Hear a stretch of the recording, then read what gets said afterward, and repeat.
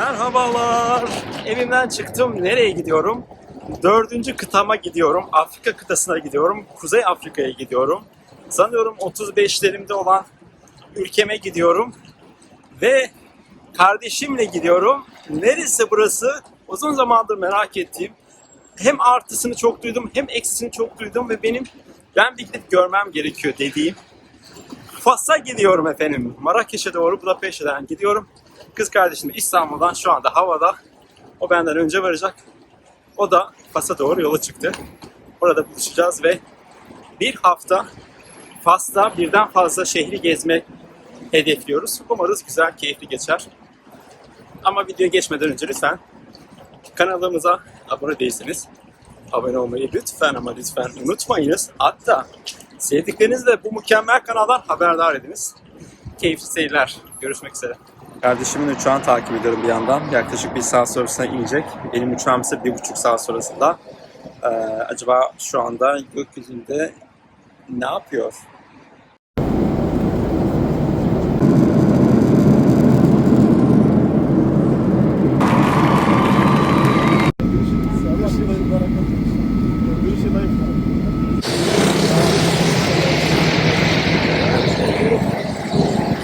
Otobüsten yeni indim.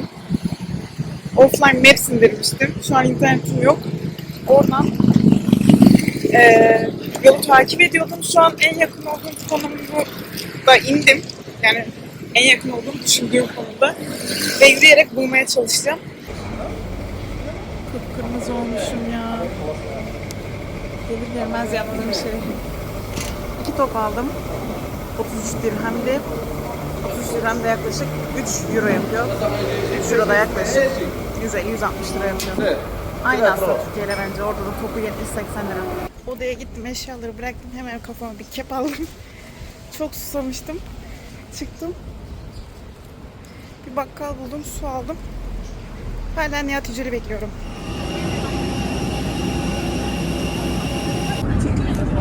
Evet, az önce pilot bir açıklama yaptı ve tam İspanya üzerinde gibi bir şeydi ve dedi ki uçağımızda oluşan bir arızadan dolayı rotamızı değiştirdik ve Roma'ya dönüyoruz. Yani Roma'ya doğru yönlendirdi. Aslında birazcık daha geriye doğru döneceğiz ama maalesef bu kadar büyük farklı bir şekilde giderken başka bir şehre gitmek ilk kez başıma geldi. Ve şu anda uçağımız Roma'ya inmek üzere devam ediyor yoluna. Ne olacak ne bitecek bilmiyorum. Tam bir fecaat yaşıyoruz. Yani ilkokul şeyi gibi bizi aldılar. Bütün uçak tamamen doluydu. Böyle şeyin içerisine gezdiriyorlar. Yürüyoruz biz de, öndeki kişi takip ediyoruz. Bütün uçak, herkes birbirini. Arada bir şey diyorlar işte, yani Budapest yolcuları falan filan. Ve sonradan birden yön değişti, geri dönmeye başladık. Şimdi bizi başka bir kapıya götürüyorlar falan. Böyle yani.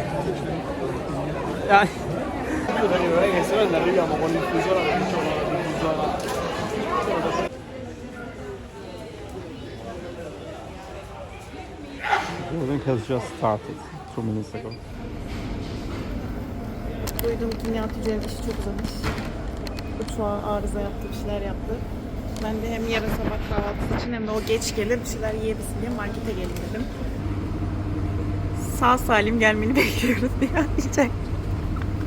Bir değişik bir alışveriş oluyorum. Hiçbir markayı bilmiyorum.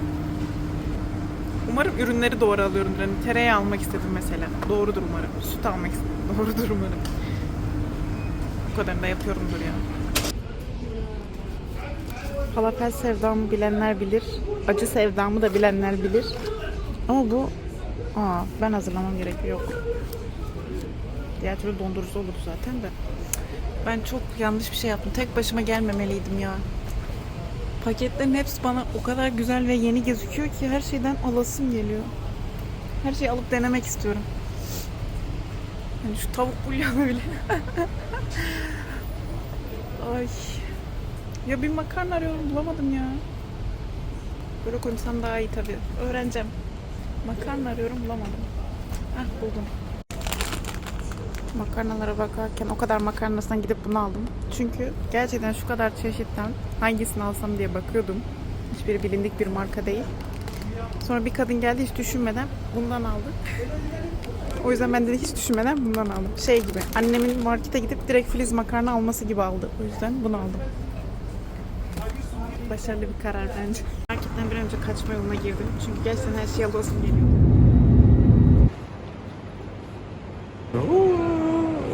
Marrakeş'te. Vallahi gerçekten hesapladım. Tam bugün 9,5 saat uçağın içindeymiş ben. Beklemelerle, kalkmalarla, indik, uçaktan bizi çıkarmalar bir süre falan derken 9,5 saatim burada geçti. Bavulum geldi. Canım bavulum ya, neler yaşadık biz, neler. Bir de yeni bavulum ya. İlk yolculuğunda bunları yaşaması üzücü oldu.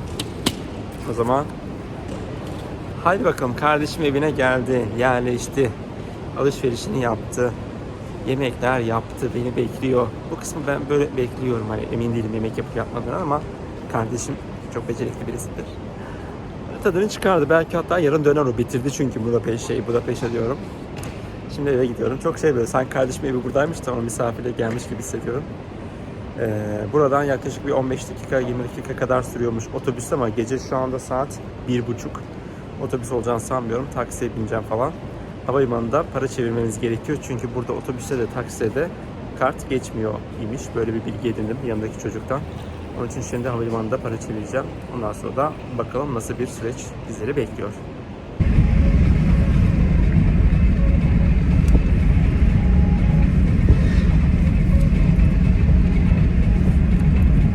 Ve başlıyoruz. Şu anda adım attık dışarıya. Ve kaldığımız yer, adını unutmam, şuraya bir yere yazarım. İstanbul'da kıyaslarsanız yani buranın Kadıköy gibi bir yeri aslında. Tam böyle asıl çarşıda Sultanahmet tarafında kalmıyoruz. Ama yürüyerek 15 dakika kadar uzaklıktayız. Çok kaotik bir ortamda olalım istemedik açıkçası. Çok gayet güzel alışveriş merkezlerinin olduğu, böyle sokak boyunca barların, kafelerin olduğu. Ve o hani ortamı hissediyorsunuz. Gayet daha sakin bir yer. Komşular falan da böyle güzeldi. Hemen sabah bir komşumuz bize dedi ki istediğiniz bir şey olursa hemen ben buradayım dedi. Şimdi yola çıktık. Esas rotamız Jardin Moyaren miydi neydi, adını unuttum şimdi. Şuraya bir yere yazarım. Ama oraya giderken de birazcık böyle şehri göreceğiz, yürüyeceğiz. Heyecanlıyız. Hava nasıl Nihal? Müthiş. Çok sıcak. Hava gerçekten 35 derecelerde ve şu anda saat öğlen 12 gibi. Tam da güneşin pik olduğu zamanla dışarı çıktık. Evet, yola giderken bir mezarlık gördük. Merak ettim. Hani çünkü Avrupa'da da çok farklı oluyor mezarlıklar. Gidip ben geziyorum bazen. Ve Fas'ta da bir Müslüman ülkede nasıl bir mezarlık varmış. Bu arada Fas benim ilk kez gittiğim başka bir Müslüman ülke. Onun için de böyle merak ediyorum acaba nasıl gezmek, tozmak diye. Mezarlığı görmüşken de çekmek istedim. Gösteriyorum. Evet, çok büyük bir farkı yok. Sadece birazcık bakımsız açıkçası. Türkiye'de çiçekler, böcekler bir şeyler oluyor. Daha yeşil Ama oluyor. daha yeşil tabii ama şeyden tabii Evet, kuraklık. Evet, böyle bir mezarlık.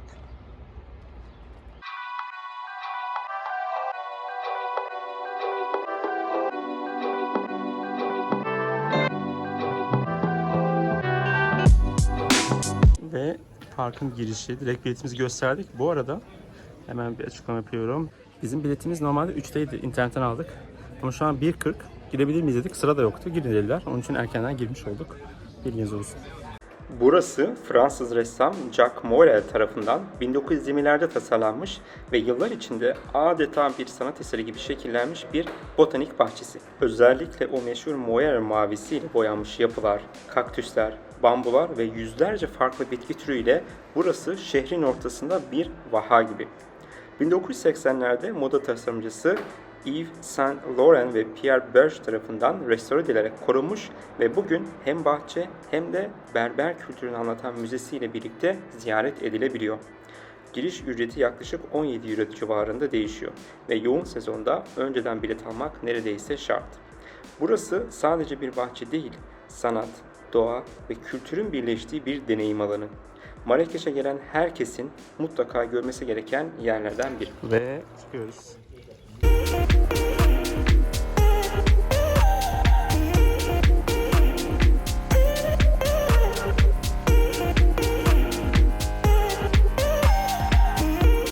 Evet, markete geldik ve ilk kez bir market reyonunda böyle açık makarna satıldığını gördüm. Efendim şimdi artık o curcanın olmuş olduğu Old Town'a geçiyoruz. Hava gerçekten sıcak ama yani böyle imkansız kılmıyor seyahatinizi ama sıcak. Arada bir tabii ki böyle bir mağazaya gidip bir oradaki klimanın soğukluğunu almak güzel olabilir. Arada bir soğuk içecekler içerek, dinlenerek gezilebilir. İmkansız değil bence şimdilik. Evet. Tarihi kapı. Burada araya girmek istiyorum. Arkadaşlar bizi buradan soktu ama gerçekten Marrakeş'e çok kötü bir sokaktan giriş yaptık. Çok kötü kokuyordu. Buradan girmenizi tavsiye etmem. Şeyden öteceğiz. Gel. Bende şu an koku yok bende. Ciddi misin?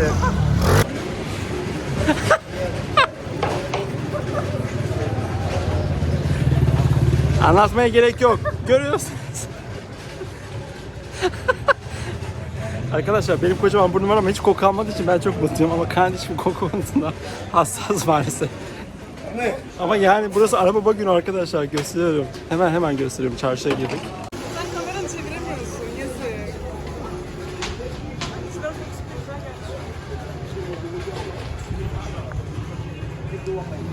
Az önce bahsettim ama gerçekten şu an burada yürürken sağda solda gördüklerimiz bizi şoke ediyordu. Sıcaklığın etkisiyle beraber de çok ciddi bir ağır koku vardı. Onun için ilk başta buradan gitmek biraz dezavantaj oldu ve reklam gibi olacak ama BİM'i gördük. Hemen BİM'e girdik ve bir şeyler alıp kendimize gelmeye çalıştık.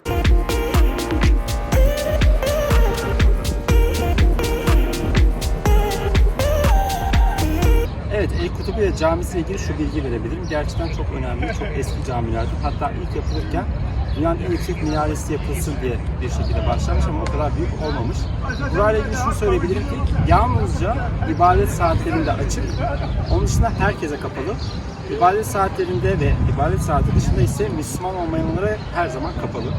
Dolayısıyla içeri girişte size Müslüman mısınız diye soruyorlar. Ona göre içeri alıyorlar ve yalnızca buraya vakit namazlarında girip ziyaret edip ibadetinizi yapabilir ve caminin içini görebilirsiniz. Biz de şimdi vakit bekliyoruz ve içeriye gireceğiz.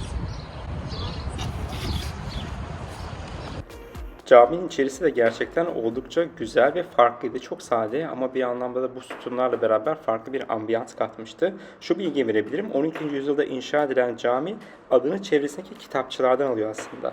Caminin minaresi İspanya'daki Sevilla'da bulunan Giralda Kulesi'ne de ilham vermiş. Günümüzde hala aktif olarak kullanılan bu cami özellikle gün batımında ortaya çıkan manzarasıyla Marrakeş'in en etkileyici noktalarından biri olarak kabul ediliyor. Camiden hemen çıktıktan sonra arkamda görüyorsunuz camiyi. Dümdüz gittiğiniz zaman Cemal Vat neydi? Buranın meşhur meydan adını şu anda unuttum. Bütün yani her şeyin burada olduğu karışık bir meydan. Şöyle bir şey söyleyebilirim bu meydanla ilgili ki UNESCO tarafından korunan meydanlardan bir tanesi. Yani böyle hani sıradan da bir meydan değil. Çünkü zamanında burası gerçekten çok büyük olaylara tanıklık etmiş. Şimdi göstereceğim böyle. Burada fotoğrafını koymuşlar. Hem o dönemde önemli bilgiler burada paylaşılıyordu. Hem birçok insan burada idam ediliyordu. Cezaların da, güzelliklerin de, kutlamaların da her şeyin yapıldığı bir meydan. Ve yapı olarak baktığınız zaman da her yer kırmızı, kızıl bina, aslında kızıl şehir deniyor buraya bir yandan da Fas'a. Dolayısıyla böyle bir özelliği de var. Dikkatli olmanız gerektiğine dair çok fazla şey okuduk. Özellikle birinin fotoğrafını çekersin hemen senden para istiyorlar. Bir yerlerde kenarda köşede yılan oynatan çalgıcılar var. Dolayısıyla onlara dikkatli olmak gerekiyor. Göz göze geldiğiniz zaman hemen sizden para istemeye çalışıyorlar. Vesaire vesaire. Onun için deneyimleyeceğiz. Temkinli olmakta fayda var. Bakalım nasıl olacak. Şu değil de bu arada barbarik değilmiş arkadaşlar. Evet, meydan.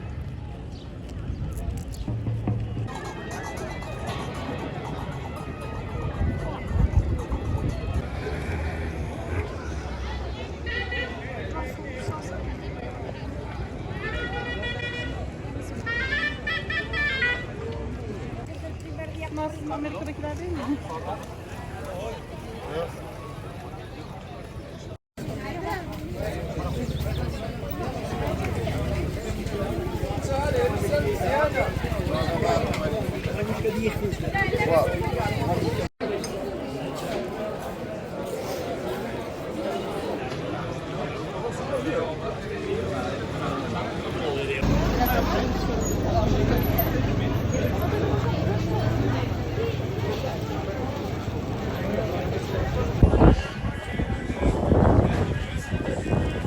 İlk akşamda buradaki Türk bir şefin kurmuş olduğu bir Türk restoranına geldik. Türk Grill diye bir yer. YouTube'da da görmüştüm. Onun için böyle bildiğimiz lezzetten gidelim istedik. Birazcık karışık buralar. Ama çok güzel bir terası var. Şimdi terası göstereceğim size.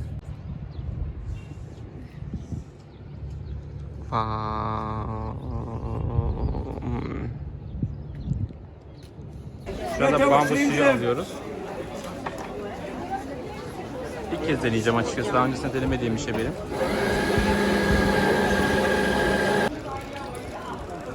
Thank you. İç bakalım beğenecek misin?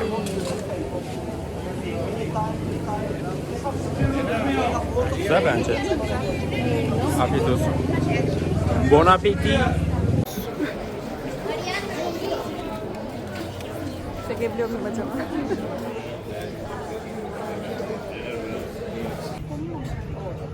Ve Fas'ın kralının burada kocaman bir duvarını yapmışlar. Çocukluk fotoğraflarından bakın gördünüz mü? Şöyle çocukluk halleri. Şurada. Şöyle kocaman bir şey duvar.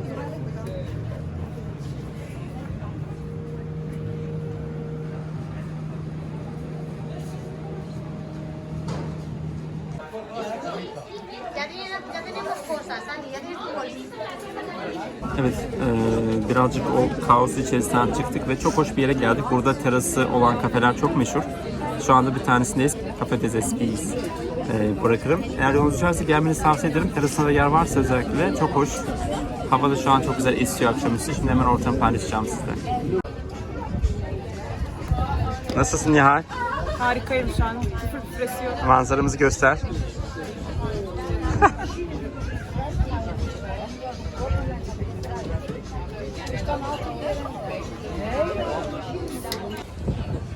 Ve biraz da akşam Marrakeş'teki meydanlar.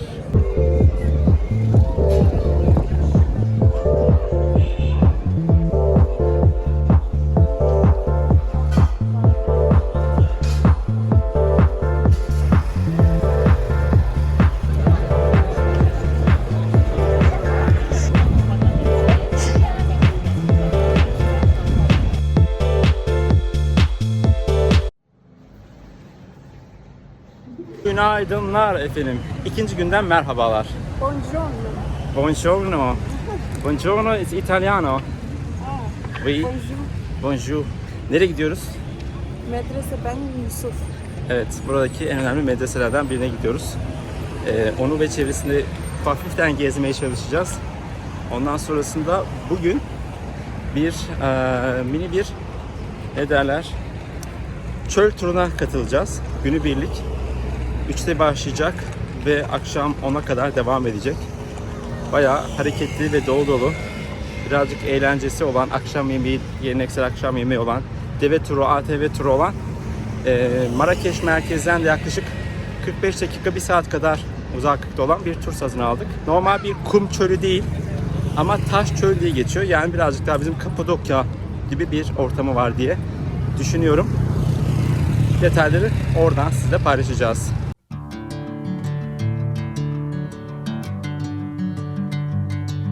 Evet, çok güzel bir zeytin ağaçlarıyla dolu parka geldik. Böyle tamam şehrin ortasına rastgele girdiğimiz bir park ama her yer zeytin ağaçları, çok güzel.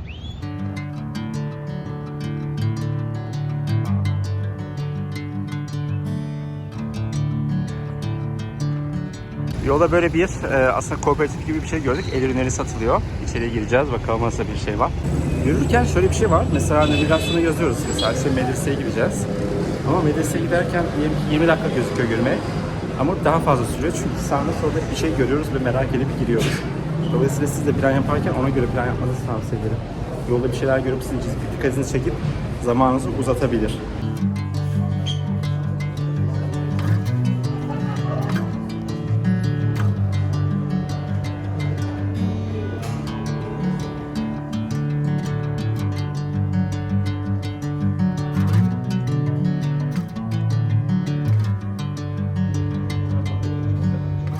Bring me into golden sunlight. If I'm going with you, I know we'll get to the other side. Sinking in, I know this feels. Evet, medreseye geldik. Bilet sırasındayız. Ama bugün Fas'ı çok sevdik. Çok güzel çarşılarına girdik. Güzel kokuyor, öyle çöplük, kötü kokular falan olmayan bir yere gittik. Onun için çok güzeldi. Şimdi bilet alacağız ve medreseye gireceğiz. Şöyle göstereyim. Evet, kişi başı yetişkin ücreti 50 dirham yani 5 euro. Evet, bunlar medresedeki öğrencilerin odaları. Burası ne Nihal acaba? Burayı bilmiyoruz. Bize bir oda gösterir misin? Başka bir oda gösterir misin? Bir öğrenci odası görelim. Evet, odaların hepsi şu şekilde. Küçük penceresi var. Burada böyle kim geldiğini görmek için. Ve bu şekilde bütün odalar. Ve manzarası. Manzara da şöyle çok güzel yani doğal ışığı çok güzel almışlar.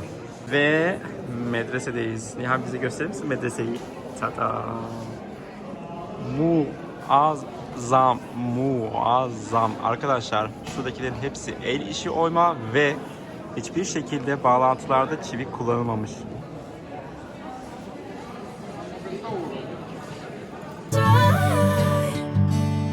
Catching a breeze, love moving through me like a wildfire, like a wildfire.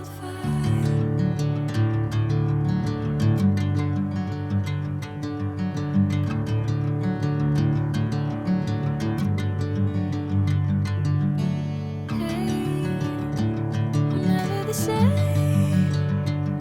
Never you calling my name, I'm taking my sweet time. Nereyi çekeceğimizi şaşırdık. Gerçekten o kadar enteresan ki. Kardeşim portföyünün fotoğrafını çekeceğim. Whatever the plan, I know I'm holding the best of me out of my head. Şöyle tur için yollara düştük. Muhteşem bir geçmeye gittik.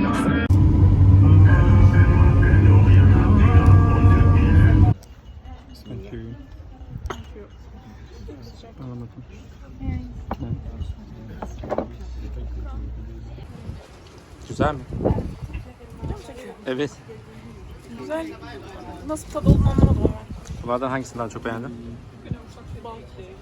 Bu bal. O argan yağı. Bu da tahin. Ama evet. Ama buna da argan yağı koymuşlar.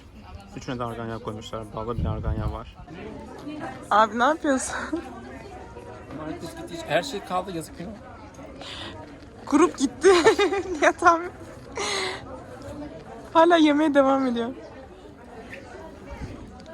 Tüh şurada vardır alalım.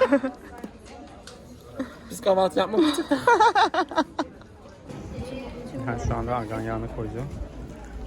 Evet ustam çevirmeye başladı. Fast or slow? Fastly or slowly? Just like that.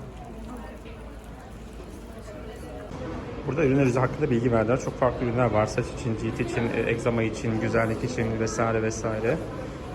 Şunlar dudaklar için aynı şekilde.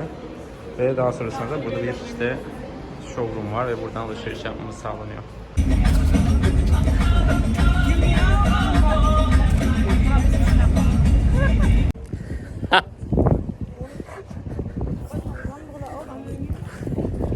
Ama onu.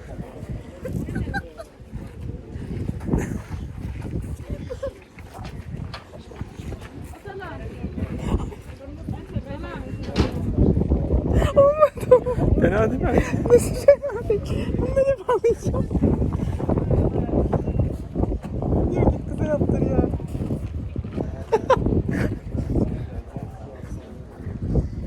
Bence bakayım çok kötü değil. Ama hayır.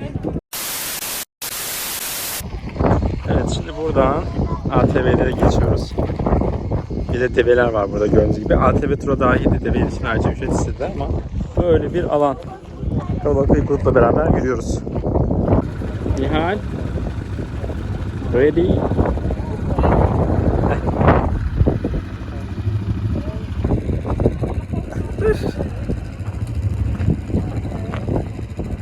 Açılın yoldan Ferhunda geliyor.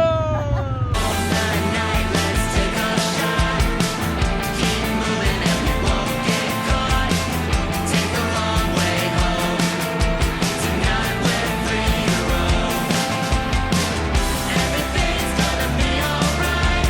Just let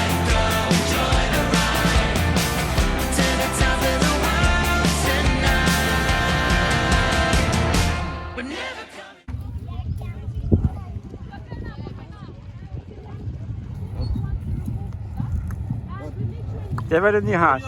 Allah. Oy. Ne kadar yüksek bu. Emniyet kemeri yok mu? Hayatımda ilk kez deveye bindim ve bu kadar yüksek olduğunu hiç tahmin etmemiştim. Şöyle bir tur. Nihal liderlik yapıyor. Açın yolu, Ferhunde geliyor.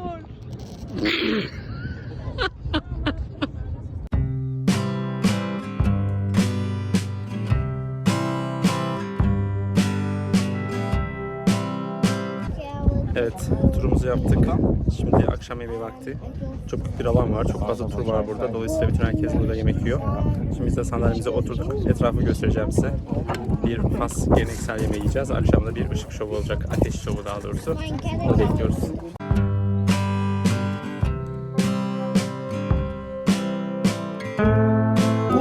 Evet, bu vejetaryen tajin çorbamız ve pilavımız. Bu ise tavuklu bir tajin. Altını açabilirsen ya bakalım gerçekten var, merakla bekliyoruz. This is chicken. Tavuk şurada, evet.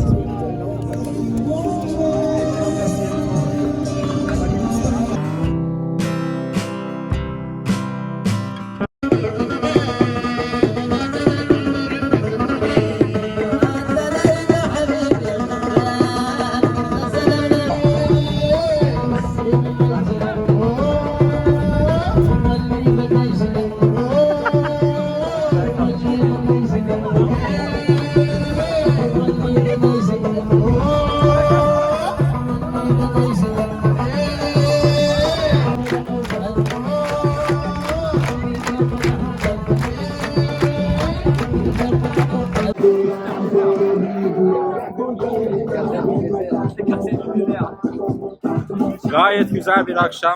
Tura verdiğimiz para kuruşuna kadar değdi. Hem yemekleri, hem ATV turu, hem deve turu, hem böyle bir müzik, hem ulaşım gerçekten çok çok uyguna geldi. Dolayısıyla kesinlikle tavsiye ediyorum. Tabii ki rehberleri iyi bakın, referanslarını, yorumlarını inceleyin ama bedava. Yani kaç para ödemiş olduk? 700 TL gibi bir şey ödemiş olduk ve tüm günlük muhteşem bir tur. Şimdi size sahneyle baş başa bırakıyorum.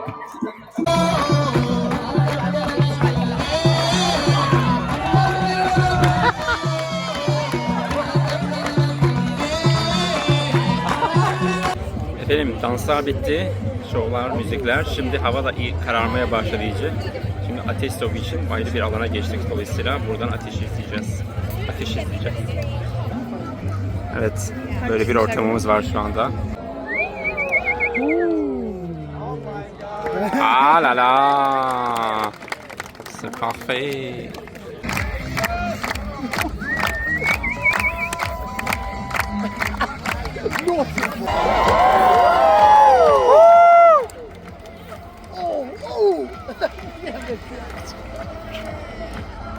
Wow! Wow! Oh, okay. Okay.